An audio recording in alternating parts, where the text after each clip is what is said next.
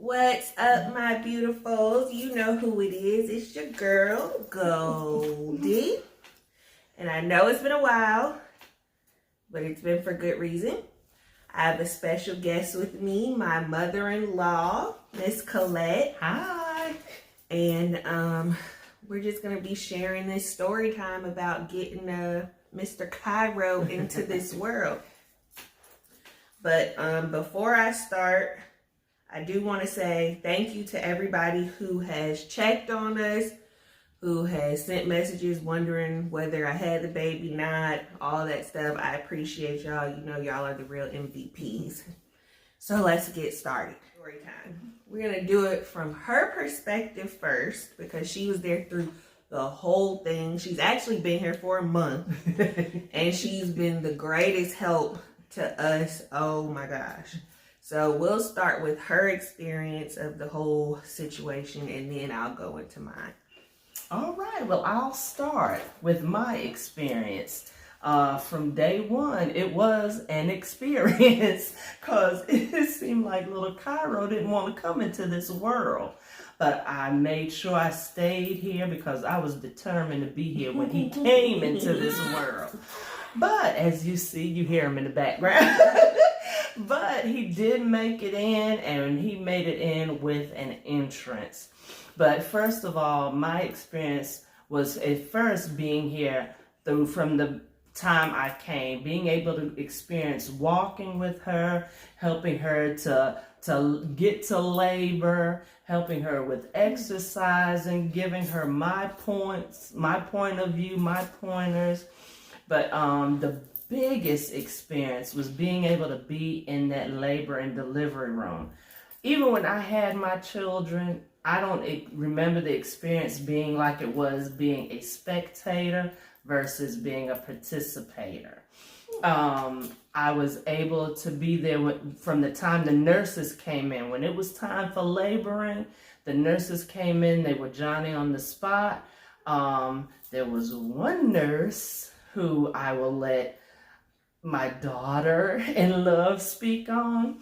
But even counting that nurse out, the experience was wonderful.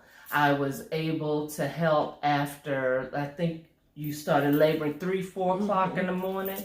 So I was there from that time until the morning hours. Yes. But I love the second shift because the second shift not only made sure they supported her in how she was laboring, they supported her through the laboring, coaching her through the laboring, and the second shift nurse was wonderful. She even allowed me, as the grandma, mom-in-law, to be able to assist her through her laboring along with my son, McCall. I was able to help her hold her legs. I was able to speak words to her to help her through that labor easily, to help little Cairo. We thought little Cairo, but to help him to come on out. But she did a wonderful job. She endured. She got tired, but she endured.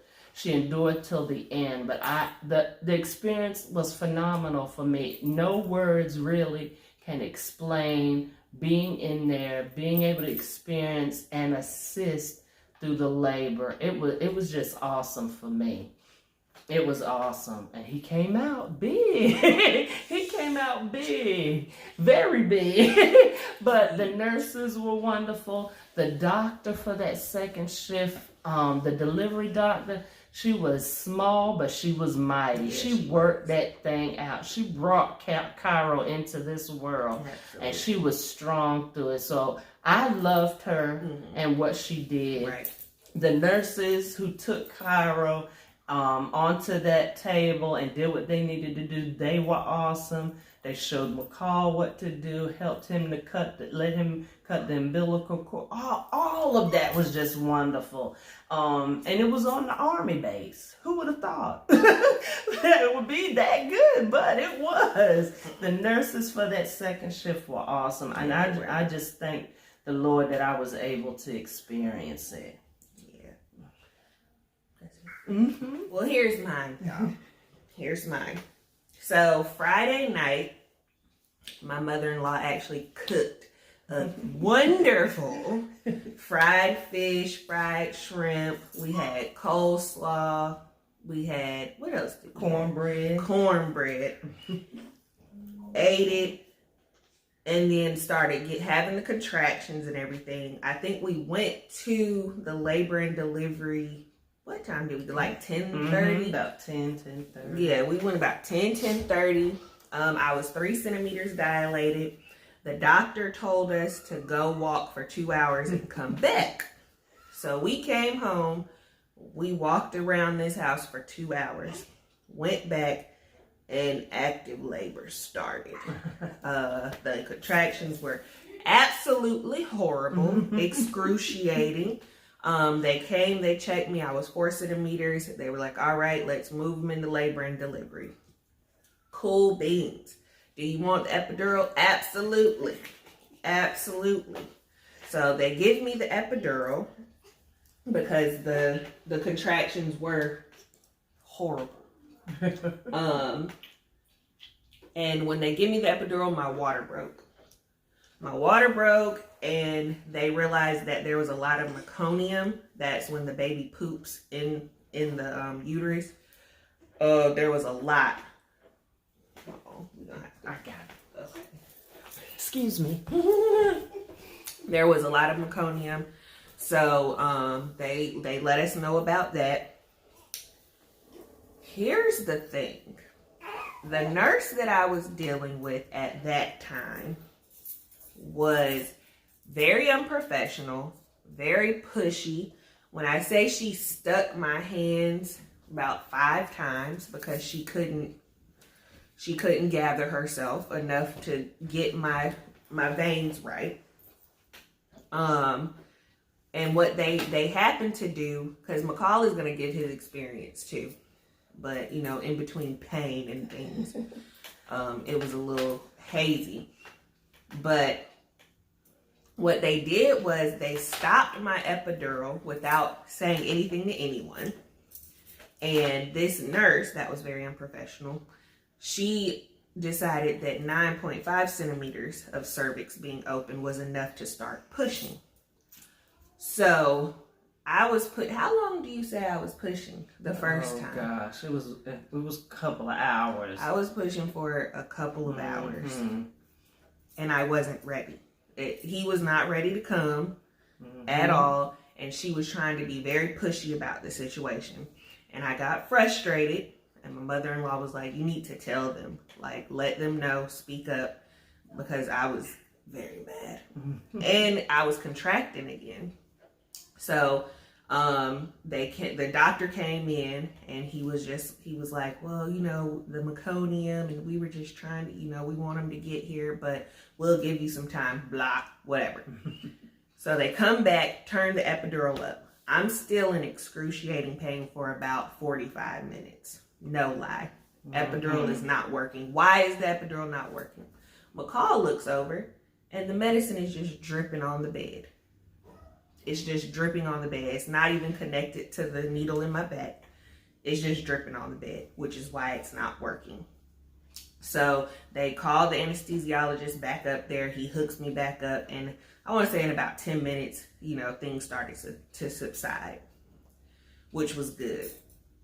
So then I was 10 centimeters dilated. They switched shifts, thank God. Thank the Lord. Dr. Middleton, she came in, and they were helping me push and everything. My mother-in-law was helping me. You know, they were coaching me and everything. But Cairo was not trying to come out. Like, they said he just needed to get under the pelvic bone, but he just wouldn't. He wouldn't at all. Needless to say, I needed some help. And the doctor, she used a little suction vacuum to help get him out. And she finally got him out after trying, this was the 4th time. Pushed in and the vacuum, pulled him out. He came out, and he was a grown man. He was 9 pounds, 11 ounces, 20.5 inches long. Linebacker. Oh my goodness. He's a big boy. He's a big boy. And today, is 1 week postpartum, and I'm pretty sure he's 10 pounds, if not a little bit more. Oh, yes, definitely. So newborn clothes that we bought, null and void. Diapers, gone. Like, he's in 0 to 3 months, barely. 3 months fits him better. So that's at 7 days, y'all. That's 7 days. But the experience was one for the books. Okay. I don't want to do it again. I won't do it again. And you don't have to worry about me ever putting up a video about something like this again, because it's not going to happen again. This is it for me. This is it for me.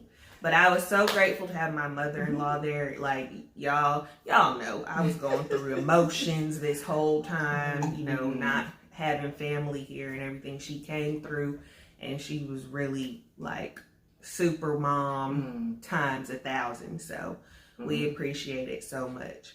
But I'm going to add clips of the laboring process. We'll add clips of Cairo being born and everything. And we'll come back and McCall will give his experience. And I just want to say one more thing. She talks about not having another one, but she was a trooper from the day that the labor pain started. And let me say, her labor pain started like a week before, but he would start and then he would stop. He would start and then he would stop. But even when she was in active labor or going through that labor, she kept saying, I'm not going to the hospital until it gets to be where I can't stand the pain. Me, I would have been like, okay, come on, let's go. And I kept asking, you sure you don't want to go? But she was like, no, ma'am. No, ma'am. And even through the pain, she was very respectful. She would just say, no, ma'am, I'm away. I'm away. So she was a trooper. And even in laboring, even before they got that suction out, she was exhausted. But still, when they got that suction, she used every strength in her body and every muscle in her body to push, so they would not have to give her a C-section. So even though he was 9 pounds, 11 ounces, they had to use that vacuum suction, she was still a trooper. So if she don't have any more, she worked for this. I worked, you guys. Yes. I'm sure just... Alright. Just go straight into it? Go ahead. Alright. You ready? What? I felt happy. I felt happy. Is that it? Is that it? Just put that in there. I was happy the whole time. You know? And I just wanted to help her. That's it. You know, my mind was focused in on helping her. It was a crazy experience. And to see him come out as big as he did, I felt, you know, towards the end, I kept telling her that I was pretty sure he was going to be big, you know. This is true. So, still though, to actually see 9 pounds, 11 ounces just come out, that was wild. That was wild. To hear him cry, especially with the merconium incident, like, to hear him cry, I felt good. You call it an incident. That's what it was. like a kryptonite incident or something. Like, Come on, man. Y'all not letting me get through. This isn't even. Come on. It's cool, it's cool.